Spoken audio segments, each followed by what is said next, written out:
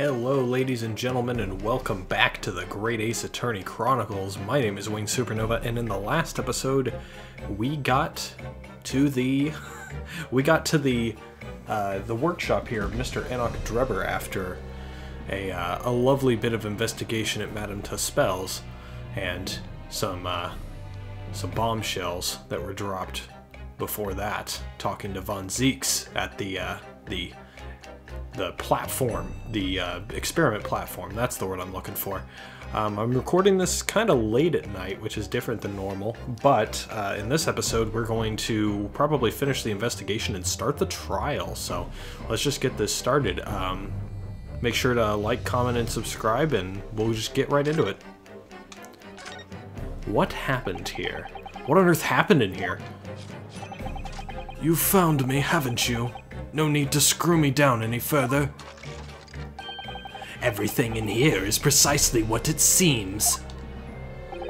Yeah, well, we'll be giving it a thorough going over, don't you worry, Drebber. What fails to click with me is how you were able to locate my workshop. That I was not expecting.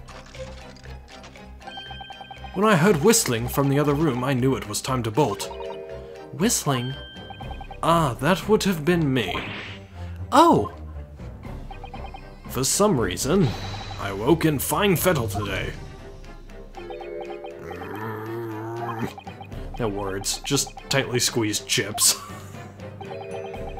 Clearly, I must have a screw loose though, as I couldn't remember the combination for the safe.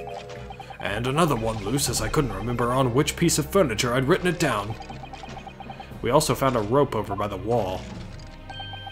Yes, I had hoped to exit through the skylight, but sadly the rope was too short. So, I then set about searching for the combination code to open the safe. And burning the incriminating blueprints, don't forget. Regrettably, though, you failed to retrieve the head from the balloon among the rafters. And after that, you hid yourself inside the safe? Having first set this parcel ticking. Well, I had no intention of being nailed by the police. Got a death wish, have you? Hiding right beside a ticking time bomb? Please, why do you suppose I chose to hide inside the safe?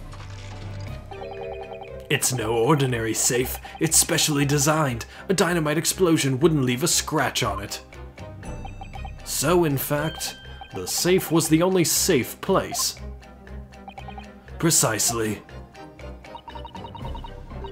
But once you climbed inside, you wouldn't have been able to get out again. I invite you to look more closely. The safe is fitted with a handle on the inside to allow the door to be unlocked from within. Ah, so it is. I had always intended to blow this place to smithers in any case. I just wasn't expecting uninvited guests to come along and screw up my plans. Do you mean to say you were planning to blow us all up? No, that was unforeseen. What do you mean? Most people run, you see, when they see a ticking time bomb at their feet. Ah, I calculated the time required for retreat to a safe distance and set the device accordingly. But your seemingly endless discourse in here threw a spanner in the works. He's just glaring at Sholmes. Is something wrong, Gregson? Do I have something on my face besides the usual eyes, ears, nose, and mouth?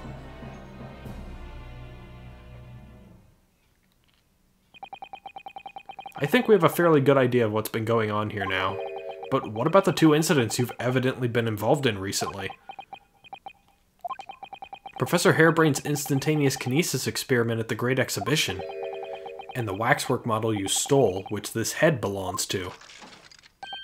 That's no ordinary head, you know. That's the head of the Professor. Clad in a mask with a lock so strong, I'm unable to open it safely to reveal the killer's identity.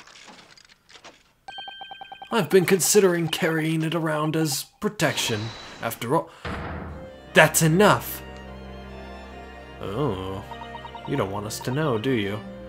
What's going on here, Gregson? I'm sure you're aware that I have sole jurisdiction to investigate here. Yes, well... Dr. Scythe again, so the forensic investigation team are here. And you know full well this engineer is a key witness. Why are you allowing this lawyer to access him? If Lord Stronhart knew of this, you'd be finished. You lot, leave at once. My dear madam, there's no need for such a threatening tone, I assure you. After all, that's no way to greet an old acquaintance, is it, Dr. Scythe? Hello, Sholmes. Mr. Sholmes knows Dr. Scythe? If it's protecting the machine next door that's causing such a sour expression on your face, you are quite misguided. It's really nothing more than a shell. You... Get out! But of course, we'll show ourselves the door. I see you haven't softened at all. Mr. Naruhodo. Yes? It would appear that our delightfully entertaining investigations have run their course for today. But Mr. Sholmes... Let us leave this place in the doctor's capable hands. I said get out. Now. All of you. Your presence here is not required either, Gregson. Understood. But I'll just say one thing before I head off. If it wasn't for this lawyer and his companions, we'd never have found this place, and the whole workshop would have been blown to bits. There was this time bomb set in here that this lot disarmed. Inspector?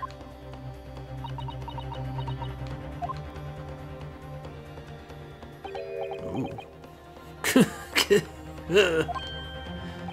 Something giving you a chuckle, has it, Drebber? Ah, so sorry. Didn't mean to offend. You're quite right, of course. You did disarm the time bomb, didn't you? Uh-oh. Yes, you did disarm that one. Run, please?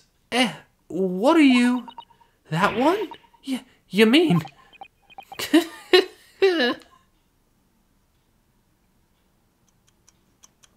Run?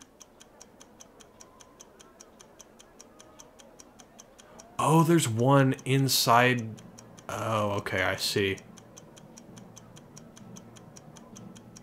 He doesn't want the secret of the machine being known.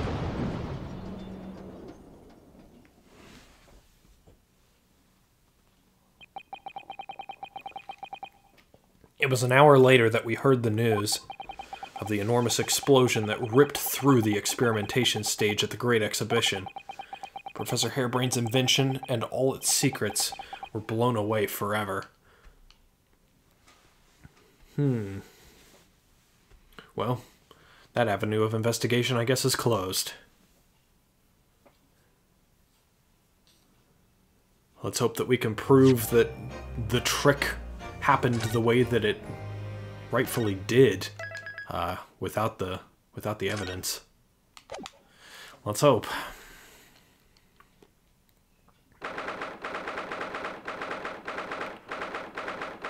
The Old Bailey, Defendant's Antechamber. Who have we got with us today? Good morning to you, Mr. Naruhodo. Good morning, Professor. Ready for today's proceedings? I hope so. I should be. Even I, with nothing left to... Good morning, my dear fellows!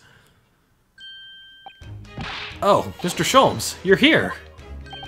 Why, naturally. A true gentleman stands shoulder to shoulder with his friends in battle at all times. You haven't been here for most of our trials. Thank you, I really appreciate it. I'll see you later, then. Now, Professor, we really need you to remain calm in the courtroom today. Yes, do try your hardest not to enter the witness stand uninvited again. Yes, I will. I realize it was a mistake, but I... My dear fellows, I must interject. Oh, you're still here, Mr. Sholmes. What's the matter? Surely you've overlooked some praise, have you not? To be cast in my direction, Sorry, I don't follow. Must I spell it out? I, the great Herlock Sholmes, the greatest detective of worldwide acclamation, arose at some ungodly hour to be here now, first thing in the morning. A miracle, you must agree. Well, if I must agree, then... As you know, my sleep is quite impregnable. Iris had to employ her full gamut of tactics. She pulled the covers off, shook me, poked both cheeks, punched me, and kicked me from the bed. Then she poured a boiling cup of her latest experimental blend on my face, and at last I was bestirred. Oh my, Iris has been busy. Iris doesn't have it in her to go that far. She's too nice. Ah, I sense the spirit of a fellow scientist, one who relishes the infinite possibilities of blending tea.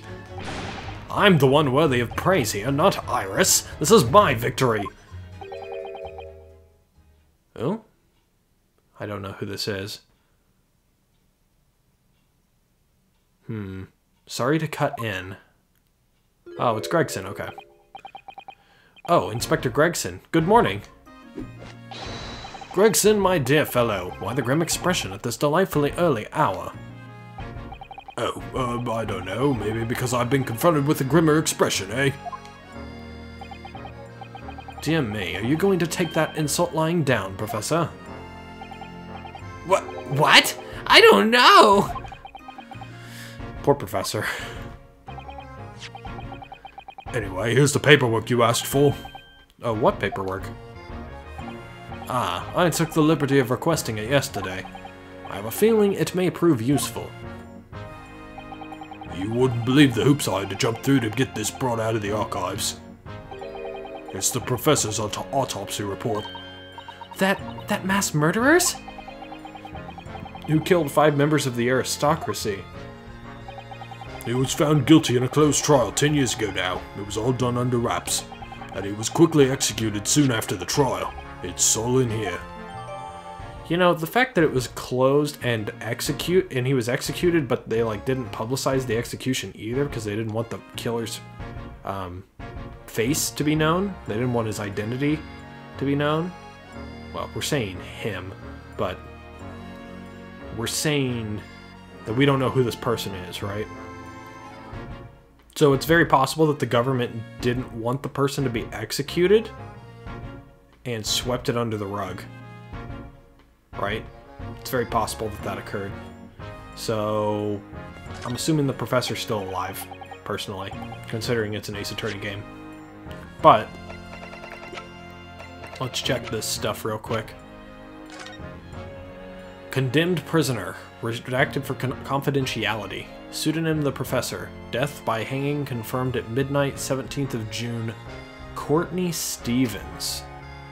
I don't think we know that name. I don't think we've heard the name Courtney Stevens before. There's only been one other Courtney in the entirety of Ace Attorney from what I know. And that was a fan translation, and she was a character from Miles Edgeworth Investigations 2. Her name was Justine Courtney, I'm pretty sure. That was her name in the fan translation, though I don't know what it was in Japanese. I don't know what that says in Japanese either, so can't really draw any conclusions. I don't know what to say. Thank you, Inspector. Yes, much obliged, Gregson. Us lowly lot at the yard are just doing what we can. In the shadow of the great Detective Sholmes, of course. Well, thanks, buddy.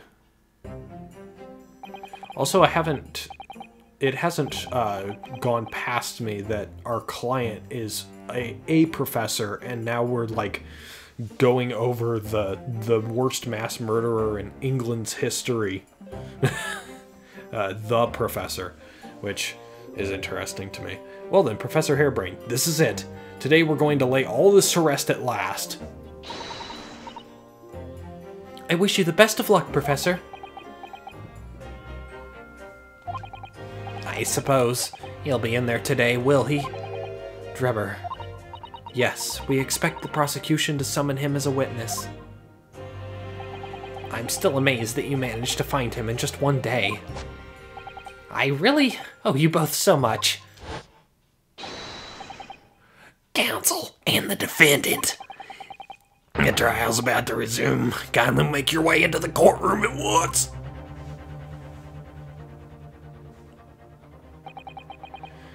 This is it then, the final chapter. Funny, my heart's racing a little. I've not felt this before, actually. This strange foreboding. As if something's going to happen in this trial that I'm not ready for. But I can't let that distract me from the only thing that really matters. Finding the truth. And that's really all you can do in situations like these. Just put one foot forward in front of the other and keep going. You got a role to play, you better do it. Oh god. Oh, the masked man. This trial is gonna be wild. I cannot wait. Let's go. In the name of Her Majesty the Queen, I hereby declare this court to be in session again. We resume the public hearing of Albert Harebrain, here present, who stands accused of murder. Are the counsels for the prosecution and defense ready to proceed? The prosecution is ready, my lord. The defense is ready, my lord. Take a deep breath. Because it might be your last. Jesus Christ. As promised, Lord Van Zieks has his apprentice with him. His apprentice with memory loss.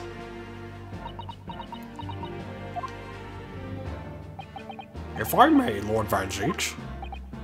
Yes, my lord. There appears to be someone standing at your side. Ah, yes, my apprentice and assistant.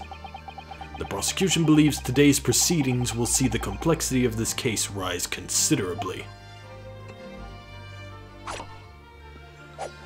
That's what he's here for now? Damn. I therefore instructed my assistant to attend to ensure the smooth running of the trial. And the smooth running of liquid refreshments by the look of it. Please tell me we don't have to sword fight Kazuma, because we'll lose.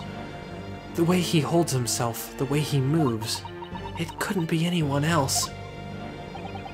But he's still suffering from amnesia, so there's really nothing we can do at the moment. I know, but... oh, this is so very hard.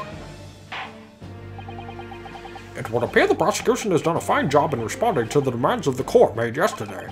I understand you have successfully secured the engineer who disappeared from the scene on the day in question.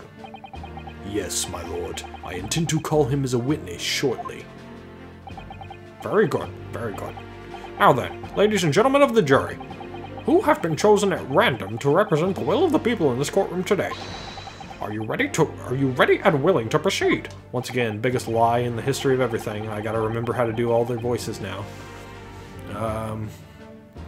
Of course, my lord. I'm sure we... That's a little bad, but...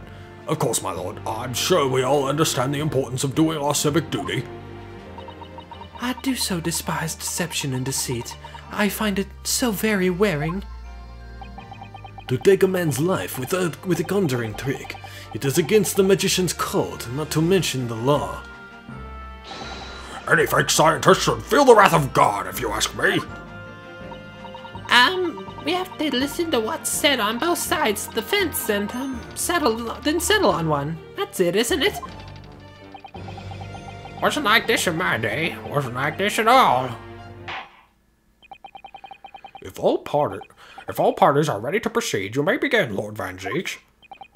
Before I do, my lord, there is a report I must read to the court. Oh, really? Yesterday at the Great Exhibition Grounds, the evidence of primary importance in this case, the super high voltage instantaneous kinesis machine, which was installed on the experimentation stage, was deliberately destroyed in an explosion affected by an unknown person or persons. It was what? An explosion? This is an outrage.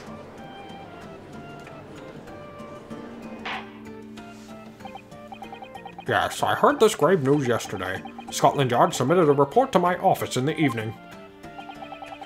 I read that the machine was blasted to smithers, and the wreckage reduced to ashes in the flames. I have here a photographic print of Oh my goodness. Sorry about that. I have here a photographic print of the scene, taken in the wake of the explosion. I don't know why, but I can't get any, like, voice under him. It's like coming out as whispers to me for right now. It shows what little remains of the machine. Yes, a terrible business. He did it to destroy the evidence, did he? That Enoch Drebber. The court will take this print as evidence, counsel. Alright. Well, at least that proves that the metal floor could have opened up, right? Late yesterday afternoon, the protection afforded to the machine by the Special Dispensation for Scientific Equipment Act was revoked. However, before a thorough investigation could begin, the invention was obliterated from existence.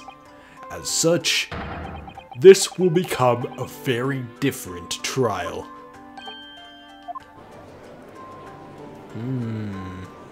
So that's your plan of attack, huh?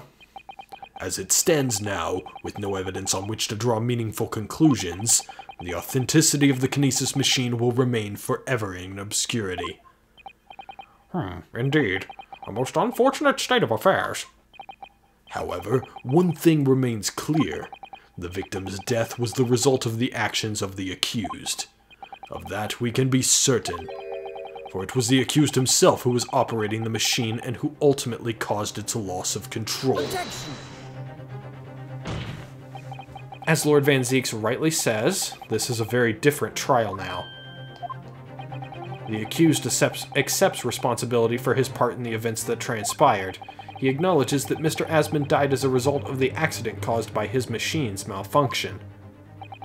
However, unbeknownst to the professor, he was being deliberately deceived by a pair of very clever fraudsters. Names, counsel, if you please. The engineer, Mr. Enoch Drebber, and the victim himself, Mr. Odie Asmund. So what exactly were these two men up to behind the defendant's back? The defense intends to expose that information, thus establishing the unequivocal innocence of the defendant. Good opening statement. Good opening statement. Thank you, counsels. The positions of the prosecution and defense have been clearly stated. Lord Van Zieks, summon your first witness, please. At once, my lord. The prosecution calls the engineer, Mr. Enoch Drebber, to the stand. Something tells me he's going to be up there for a while. No, maybe at the beginning he'll get removed and then come back or something. State your name and occupation for the court. Name, Enoch Drebber. Occupation. Hard to pin down, I would say. See that black monocle? Yes, why do I feel as though I've seen it somewhere before? Oh, you too? I had exactly the same feeling myself. Your file indicates that you are currently being investigated in connection with another case. A theft of a waxwork model, is it? A most extraordinary sounding business. But that has no bearing on this trial, I assure you. Cleave it from your mind. You're familiar with the public experiment carried out at the Great Exhibition some days ago? The accused super high voltage instantaneous kinesis demonstration. Yes, you could say that. I am aware of it. There was a terrible accident, wasn't there? It was you, Mr. Drebber, who constructed the vast machine used in the experiment. Or so our investigations indicate. Can you confirm your involvement? Yes, I constructed it, in precise accordance with the blueprints. But that's all. Then the court would be very interested to hear your thoughts about the machine, I'm sure.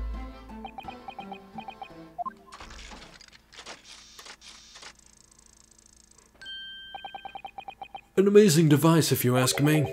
The pinnacle of modern science, making instantaneous kinesis a reality at last. What? Good gracious! Do you mean to say that the experiment was bona fide? Is that your belief, sir? Yes, that is very much my belief. Such a waste that it blew up. Objection! But we've already established the machine was nothing more than a prop for an elaborate conjuring trick. Objection! You've established nothing of the sort. Yeah, we don't have any evidence for it.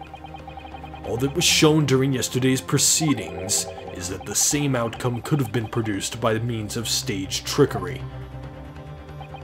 The defense merely proposed a method and demonstrated its feasibility, nothing more. But... Don't overstep your bounds here, Ryunosuke. We procrastinated long enough, I feel. Witness, you will now give your formal testimony about the machine that you constructed for the purpose of the demonstration at the Great Exhibition. Understood.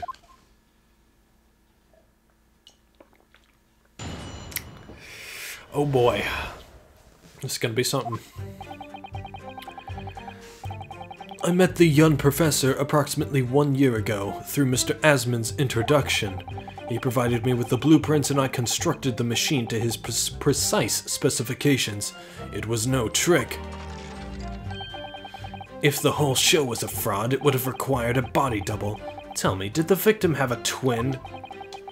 All the spectators saw the birdcage appear above their heads and then crash headfirst into the crystal tower. A terrible accident, I grant you. Perhaps the science on which the machine was built was flawed somehow? A lot of leading, vague questions in that one. A body double? That goes without saying, surely. To give the impression that something has moved when in reality it hasn't, it's a basic conjuring principle. The deception cannot be achieved without substituting the original with a fake at some point in the performance. But would I be right in saying you haven't managed to establish anything along those lines? Ugh. Incidentally, the prosecution has already confirmed that Mr. Asman had no twin siblings. It's my understanding that this witness is well versed in conjuring artfulness. But such talents do not indicate that he was actually able to accomplish what he claims. Namely, the construction of what, by all accounts, must have been an extremely complex scientific machine. Whatever do you mean? Yesterday's proceedings brought the true nature of your past exploits to light, Mr. Drebber. Indeed it did, my lord. As a swindler who preys on innocent scientists to elicit government grant money through conjuring know-how. Yes, it's true that I possess considerable knowledge of stage magic. But crucially, my scientific knowledge more than matches that of any academic in the field. Investigation of the witness's workshop attests to that claim, my lord. As evidence, the police found this Royal Society trophy for young talent and science there. Yes, that's true. We spotted it there ourselves.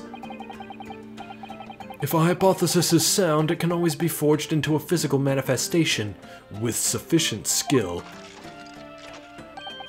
Though I may have sold the secrets of some deceptive wiles to sniveling, talentless scientists in the past. Would you therefore assert that the explosion of the machine was an unfortunate accident, or, of course, a deliberate act of murder carried out by a misuse of the science?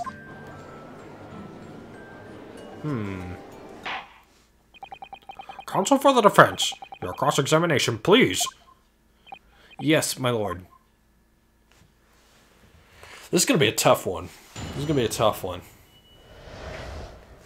I could see where he was trying to set everything up from the beginning of that cross-examination. Well, the beginning of the testimony, more like. But it's gonna be tough to pick a hole in this. So you were already acquainted with Mr. Asman himself? Not really. By chance, I'd seen his name mentioned in the papers, that's all. But I had no interest in his private affairs. If he was an unscrupulous investor, it was of no concern of mine. As long as people pay their bills, I take up my tools and construct what they ask for. So why did Mr. Asman approach you in particular, then? Who can say? I presume because my name is associated with excellence in engineering. not to mention excellence in fraud. That's badgering, actually, because I don't think they've ever proven it. Hard to gauge, but the point is, all I did was construct the machine according to the blueprints I was given. In other words, the kinesis machine was built on solid scientific principles. Yes, you might say that. Professor Hairbrain certainly has a mind like no other.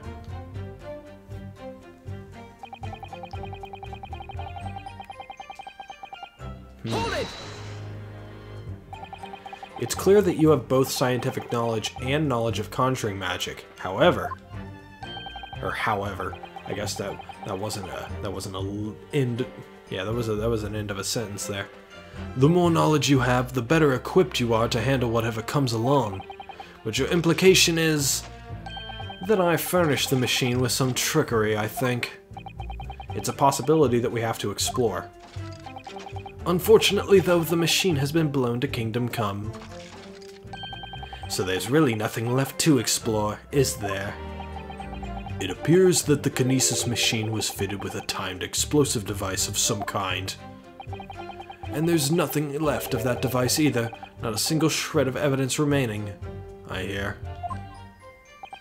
He must have planned all this from the outset. But in any case, it's abundantly clear that the experiment couldn't have been a trick. If the whole show was a fraud, it would have required a body double. Hold it! Oh, would it have, though? Of course, that's it! Mr. Asman was a twin! Objection! What? Come on now. Perhaps my learned friend wasn't listening earlier. Mr. Asman had no twin siblings. No, I heard you before. But the thread of hope hadn't quite left me. The demonstration could have been a trick if there was somebody who looked sufficiently like the victim. But Dr. Scythe absolutely ruled that out as a possibility. If we can even trust her, she's got a lot of unscrupulous behavior to her name herself. It is beyond question that the victim himself, Mr. Asman, did move this from the stage to the Crystal Tower. The fingerprints found at the scene attest to the fact. So it can't have been orchestrated by someone using... Oh. So it can't have been orchestrated using someone who looked identical to Mr. Asman then. What are you thinking, Mr. Naruhodo? Oh, no, nothing. Just that the idea of someone who looked identical to the victim is playing on my mind.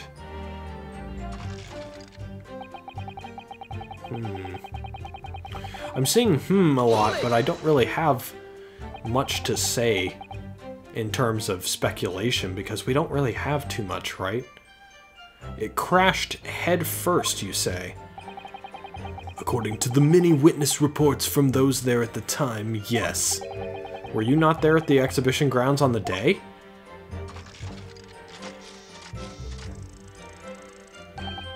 Unlikely. I rarely leave my workshop. Yet another of your unique inventions was found at the scene. Well, it was the unveiling of a machine I'd labored over for many months. I saw it clearly with my own eyes, the birdcage plummeting headfirst into the tower. What a surprise. I believe the victim's neck was broken from the headlong fall, wasn't it? How would you have come by that information? Even an infernal recluse like me reads the newspapers, you know. According to the reports, 2 injuries were apparent on the victim's body. Yes, he'd been stabbed in the chest by a screwdriver believed to belong to the defendant, and he had broken vertebrae as a result of a fall from a considerable height. Correct. My learned friend has been doing his research, it seems. Do we know which injury was the fatal one? Sadly not. Forensic science is not yet at a level where such things can be determined. What we do know is that the victim died having sustained both injuries at some point during the experiment, and since he was found in the birdcage with his neck broken, it's obvious that he fell from a considerable height. I suppose that's hard to deny. Well, I do think he fell from a terrible height. But I just noticed, crash head first. That doesn't match the birdcage.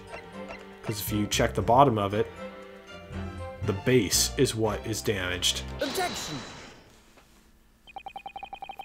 We've examined the birdcage that crashed into the crystal tower ourselves.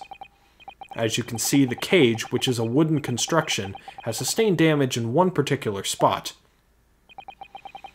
Following the explosion, it fell some 30 feet into the glass of the crystal tower. That level of damage is to be expected, surely. I agree. The damage itself is entirely understandable. What doesn't make sense is the location of that damage. Uh-oh. All the breakages in the wood are at the base of the birdcage, not the top. What are you saying? That's the opposite of where they should be. That's right, my lord. The birdcage that was at the scene is damaged at its base.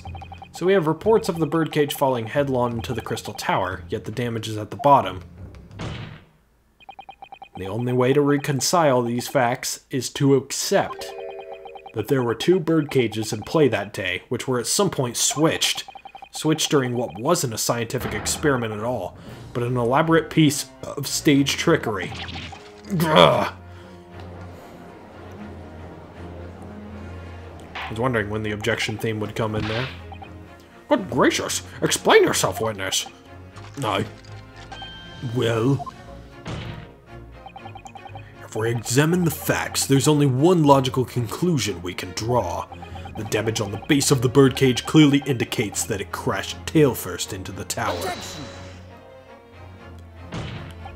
But multiple witness reports claim it fell head first.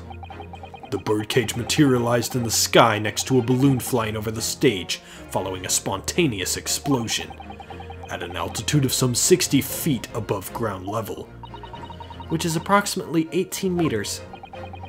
It then proceeded to fall some 30 feet into the crystal tower in the ensuing deflagration. Witness reports amid such chaos are notoriously unreliable. Objection! But the victim's neck was broken. Objection! He plummeted 30 feet inside a heavy wooden cage. However he fell, it would be unsurprising to find one or two of his vertebrae crushed.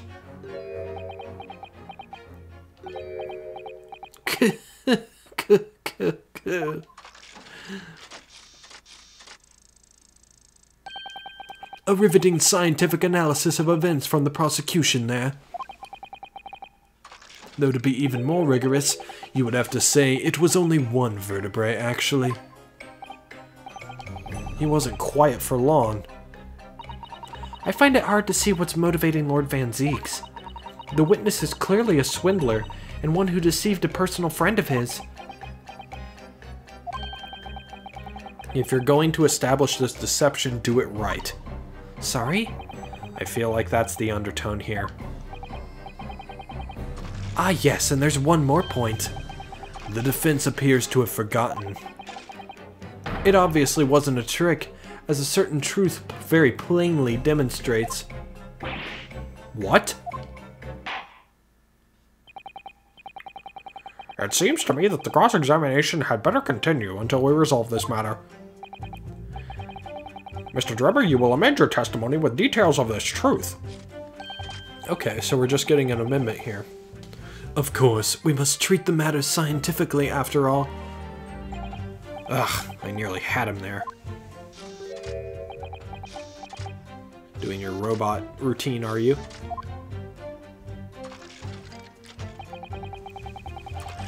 The kinesis clearly took place because there's nowhere else 30 feet high for the birdcage to have fallen from.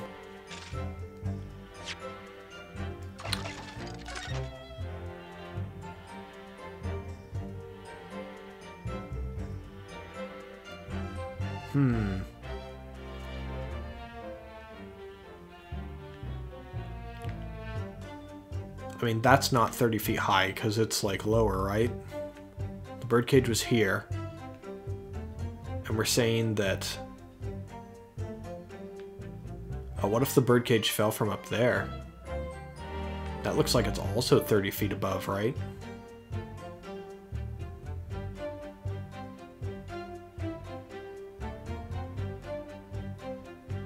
Well, actually, if it was shot from up, if it was shot up here, like they're saying, right? And he fell, then this would be 30 feet high, right? Is there anything that says that the exhibition stage was 30 feet high up?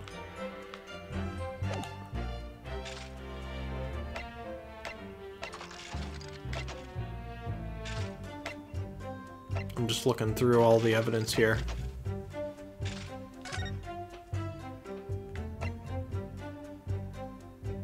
It says considerable height. Nowhere else 30 feet high.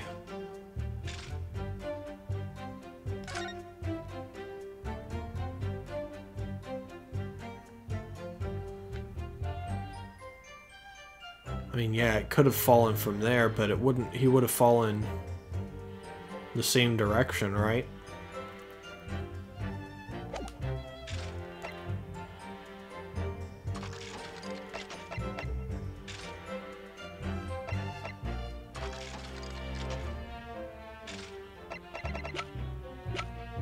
I wonder why we have that picture of Mr. Drebber there.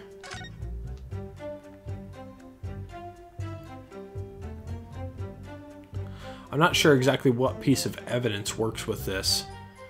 Like, how do we prove...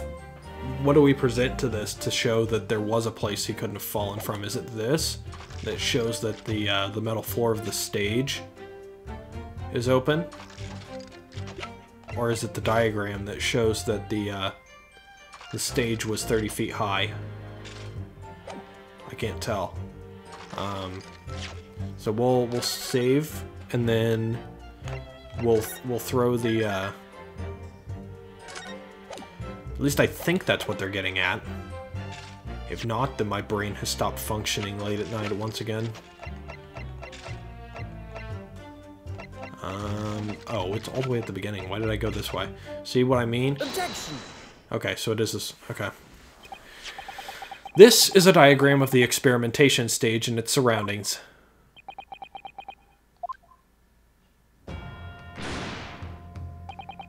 We know that somehow the birdcage appeared in midair before falling down into the Crystal Tower. A fall of about 30 feet, or 9 meters. However, if you examine the diagram carefully, you'll see that there is one other possible location from which the birdcage could have fallen. The same distance of 30 feet. No! Well, it appears the defense has a possible explanation to put forward. Go ahead, counsel. Yes, my lord. Of course. You will indicate the place to which you are referring on the same diagram. The alternative location from which the birdcage could have possibly fallen the requisite 30 feet. Probably right here. The place I'm referring to is here. But that's where the birdcage would have been to begin with. Which is exactly the point, my lord. Yes, the birdcage was in the machine on the stage, but what we must also consider is the height of the stage itself. Go on, counsel. It turns out that the experimentation stage was built at a considerable height above ground level. If you look at the diagram, in fact, you'll see it's at about the same height above the ground as the balloon was above the crash site. You are correct, in fact. When the experiment got underway, the machine and the birdcage were engulfed in steam.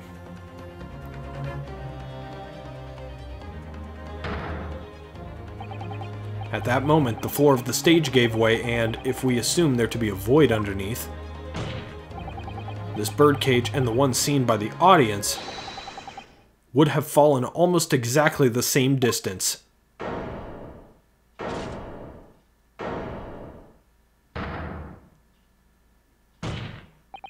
Once again, my lord, This all points to the fact that there was not one birdcage, but two. Objection! My learned friend has no evidence that the stage had such a contrivance in its design. I do, actually. Someone is responsible for the criminal destruction of the kinesis machine itself, it's true. However, the stage still stands. And take a moment to look at the photographic print of the scene following yesterday's explosion. They don't even need me to present this, it's so obvious. Good lord, the metal grill that formed the floor of the machine is undone! Yes, most likely blown open by the force of the explosion that destroyed the rest of the machine. The defense calls for the space below the stage to be investigated. Immediately!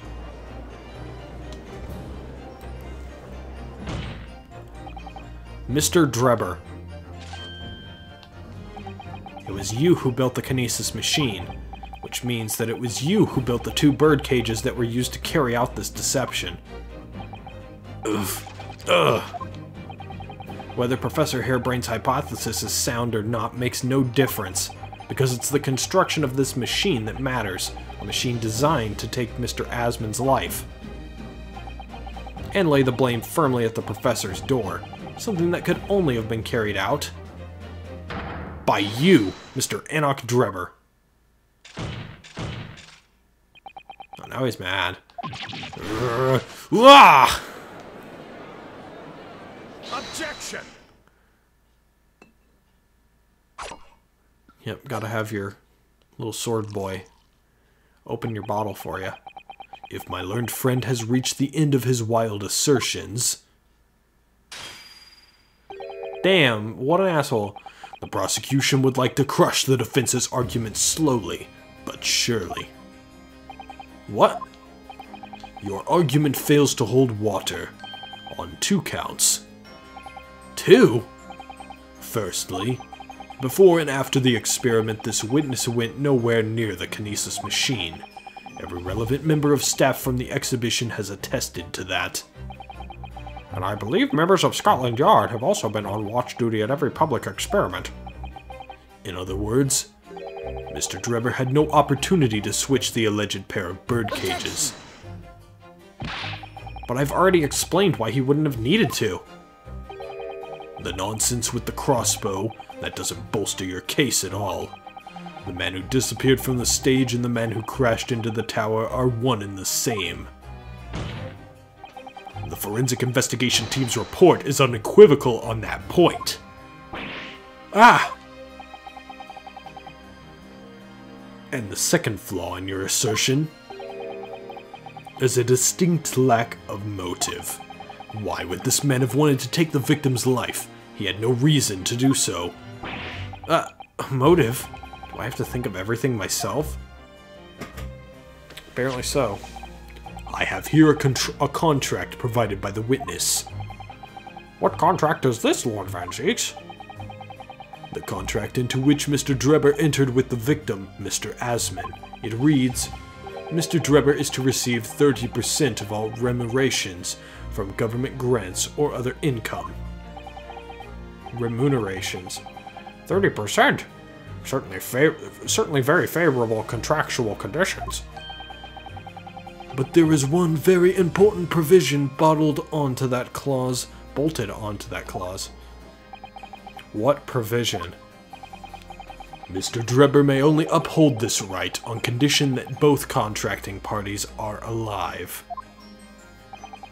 In other words, if either of us were to die, the contract would become null and void. So you see, I had nothing to gain from Mr. Asmon's death. The diametric opposite, in fact. Ugh. Need I say more? The witness had neither an opportunity nor a reason to commit the alleged crime. In short, the possibility of Mr. Drebber having done as you suggest is nil.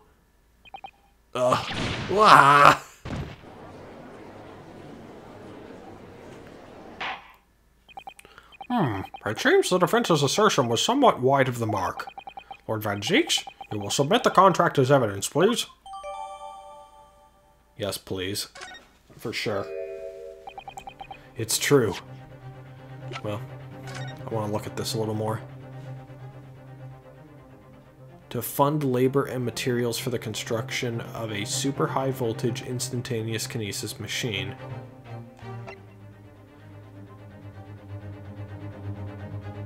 Oh, maybe the signatures are going to come into play. That might be interesting. Mr. Drebber is to receive 30% of all remunerations from government grants or other income. Mr. Drebber may only uphold this right on condition that both contracting parties are alive.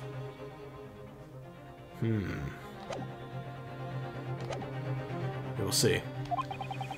If Drebber had no opportunity to switch the birdcage under the stage with the one in the Crystal Tower, he couldn't have done it. And in any case, I have no idea what his motive might have been. There is one aspect of your argument that still holds true, however. There were 2 bird cages. The prosecution is unable to deny that. Ah. So I'm sure you're on the right lines, Mr. Naruhodo. And I've no doubt that there are other aspects of your assertion that are undeniable truths too. Well, it would seem that the defense has no rejoinder to offer.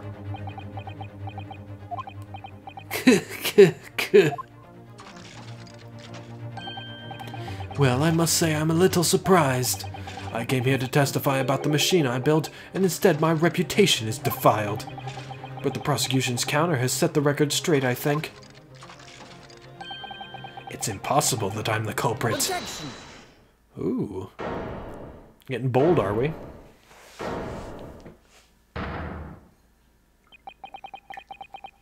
At the beginning of this trial, we believed that there was only one birdcage. Yet now we know there must have been 2. In other words, there was more to the demonstration than we realized at first. I think it's abundantly clear that the same applies to the culprit. Get to the point.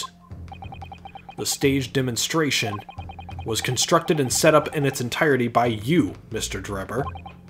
Therefore, it's inconceivable that you had no hand in the events that transpired. So if circumstances mean it's impossible that you could have carried out the crime yourself, it points to the fact that someone else was involved. Someone else? Counsel, are you suggesting? Yes, my lord. Mr. Drebber had an accomplice. Objection. Oh, really? Going down this route, are we?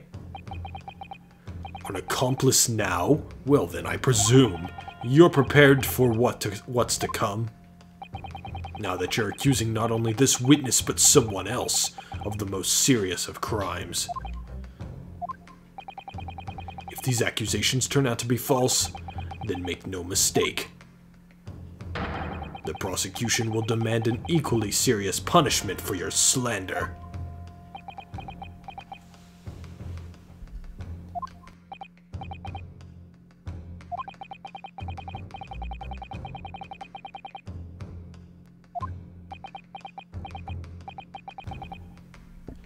What do I do here? At the moment, this is a little more than a hunch on my part. I don't know for sure if Drebber had an accomplice, or even if he really is the culprit here. Only one way or another, though, I have to make my position clear, as a lawyer. So what's my stance going to be? Did Drebber have an accomplice, or not? Well, I clicked on something. I clicked that I'm ready to name his accomplice on frame 1 for some reason. Did not mean to click that, but I think it's probably the right option anyway. Somehow the 2 bird cages must have been switched. Everything points to that. Yet according to the coroner's report, that's not a possibility. But that inconsistency itself is a clue. Counsel. My lord? You have received a stark warning already. If you are nevertheless determined, then I must now ask you to identify this alleged accomplice by name. So, your answer, please. Who do you claim to have been Mr. Drebber's accomplice? This is interesting, right? Very interesting indeed.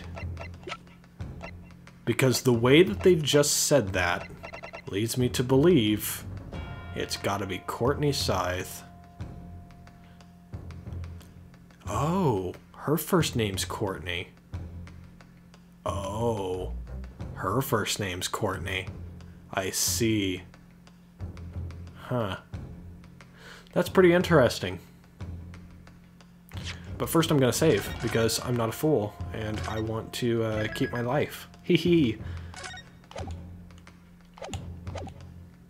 But I'm gonna say it's Courtney. The name of the person in question is...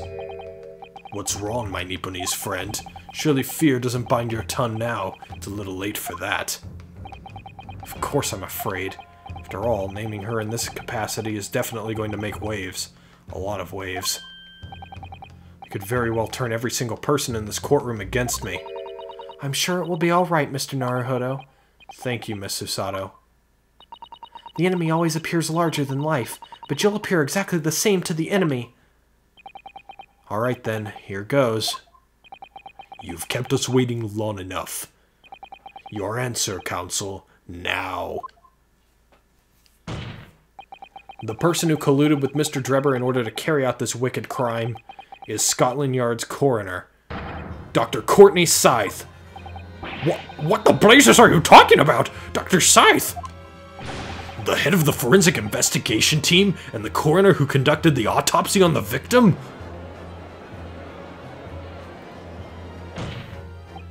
We know there were 2 bird cages, so who could have carried out the switch to complete the illusion? The accident happened in front of a huge crowd of spectators, and the area was immediately sealed off. Then everyone, police officers included, were banished to make way for the forensic investigation team. When else could the switch have occurred? It can only have been in that team's presence. It's essential that the court determines exactly what happened following the incident. The defense demands that Dr. Scythe be summoned to the witness stand at once to testify. This is actually getting crazy now. You've got a nerve, lad. Standing up there, dragging the yard's name through the mud. I didn't mean to. I know the woman very well. There's no better dead room worker out there.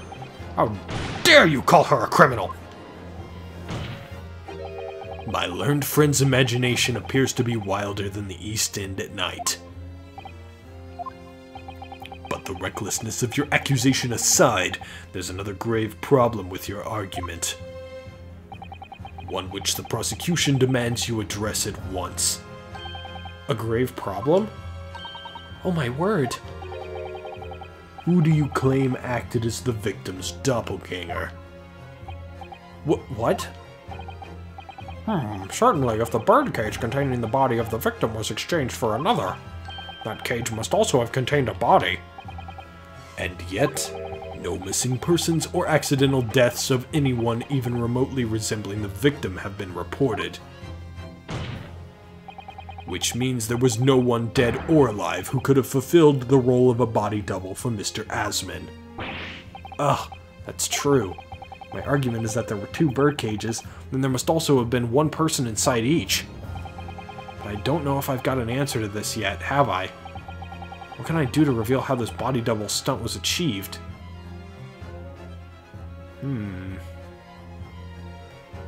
This is very, very picky and very tough right now. How was the body double stunt achieved?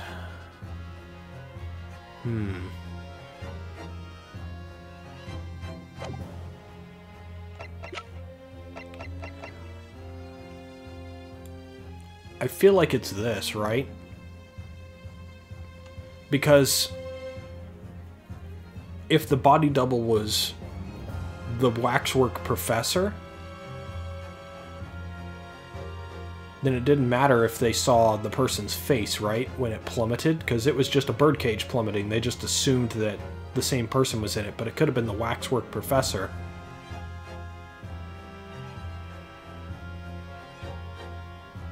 And we already can prove it was there, because the glass from the crystal tower was found in the folds of the clothing.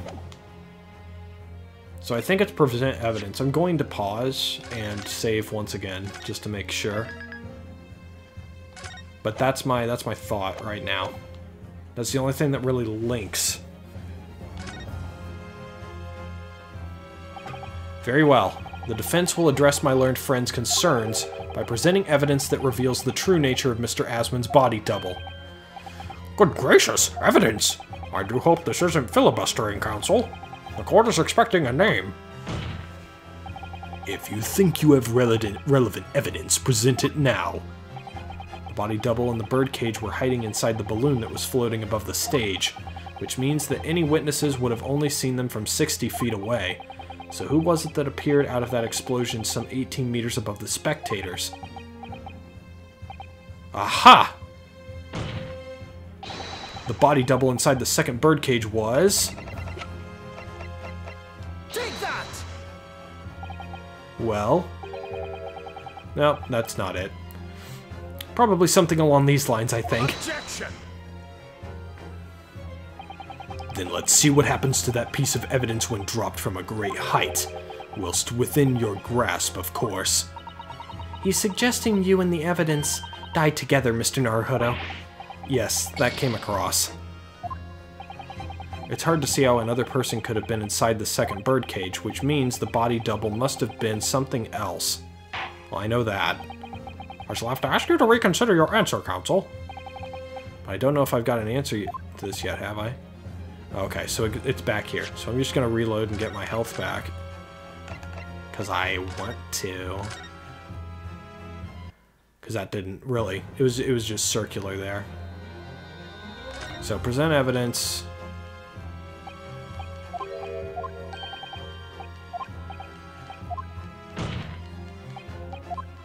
So what evidence...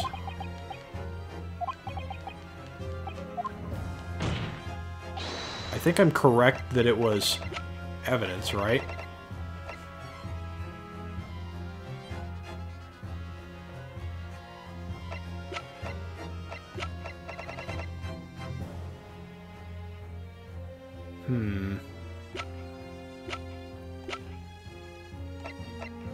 Trying to think of what evidence really proves it was him.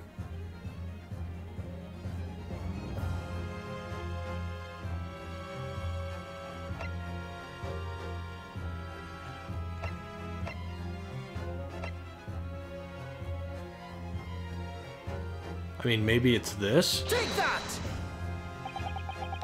Oh, it is this, okay. I mean, that's the only thing I could think of that really, like, shows the professor. So, we know that the victim, Mr. Asman, was in the birdcage that was situated inside the kinesis machine on stage. And therefore, he couldn't have been inside the second birdcage. Instead, that contains something else. What's been described as a body double, which is what fell from the sky and crashed into the crystal tower. Yes, counsel, according to your somewhat elaborate version of events. And that body double inside the second birdcage was in fact... It's alright, Mr. Naruhodo. You're ready for this. Just steel yourself and come out with it. Thank you, Miss Usato. I needed that. As I was saying, the body double inside the second birdcage was, as unbelievable as it may seem, that thing there.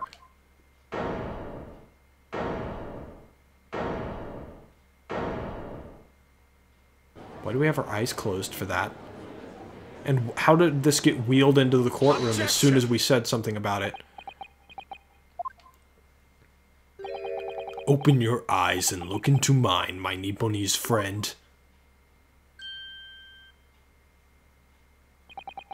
Now tell me, what are you playing at? Stand firm now, Ryunosuke. This is the time to show your Japanese spirit. As the court will observe, this is a waxwork model. A model, in fact, of an infamous London murderer from 10 years ago, the Professor. Objection! You started by indicting indicting the leader of the forensic investigation team as an accomplice in this crime. And now you've moved on to indicting waxworks. Yes, that's about the size of it. But why? And why this waxwork? It looks nothing like the victim. In fact, it could hardly resemble him less. What possible justification can you give? If you want to know why, ask Mr. Drebber. What?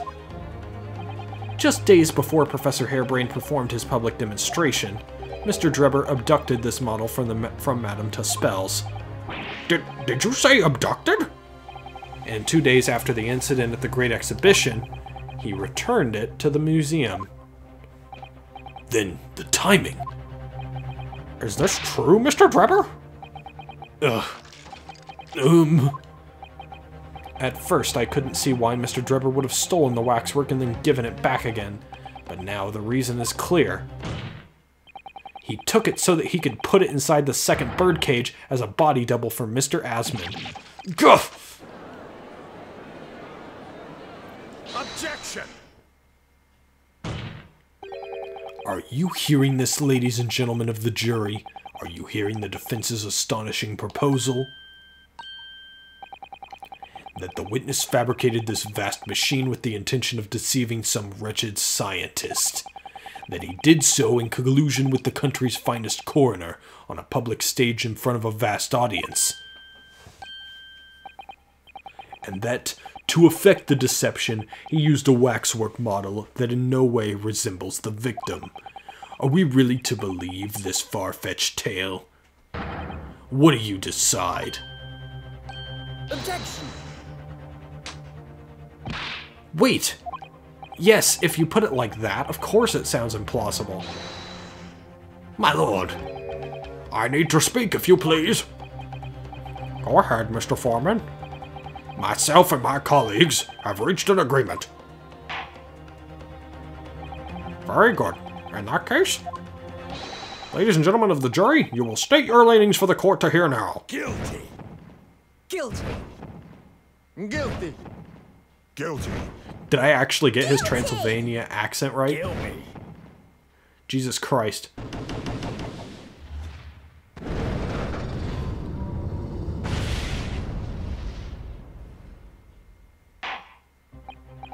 So, as indicated by the foreman, the jury has reached a consensus. I knew that was going to happen. We shall get through this, Mr. Naruhodo, as we always do.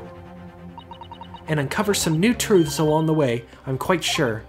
Yes, I agree. I'm going to have to appeal to the jurors as usual and see if I can persuade them to change their minds. The defense will now embark on a summation examination. Are you and your fellows ready to proceed, Mr. Foreman? I think... haven't we always, like, had to say, hey, I'd like to do the summation examination now? But now the judge is just, okay, the defense is now doing the summation examination. We are, my lord. Very well. In that case, I ask you now to state clearly for all present to hear the grounds on which each of you has decided that the defendant is guilty of the crime of which he is charged. Okay. But before we do that, judicial findings. The jurors' contentions. But we're not going to do that now. We're going to do that in the next episode. So, that's been that was a wild one.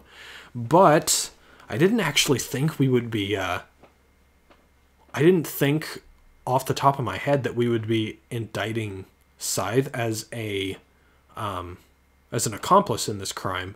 I did think that her workings were definitely mysterious, and there was something that she was hiding. But I thought that was like part of more of the overarching scheme that she has going on with Lord Strongheart and a few other things. But it seems like she was on this sort of team here with Mr. Drebber. That's the word I'm looking for. But I guess we'll learn more about that next time. But we got to get through the summation examination first, of course. But yeah, we'll do that next time. So thank you guys very much for watching. Like the video if you liked it. Please leave a comment and give me some feedback if you have any for me, and subscribe so that we can grow the channel a bit. I'm gonna be playing Kirby later this month, so that's going to be really fun, considering that was like one of my series that I grew up with as a childhood, and it's branching out into 3D for the first time, so big fun milestone game for me. But that's for in the future. For right now, thank you guys very much for watching, and I'll see you in the next one.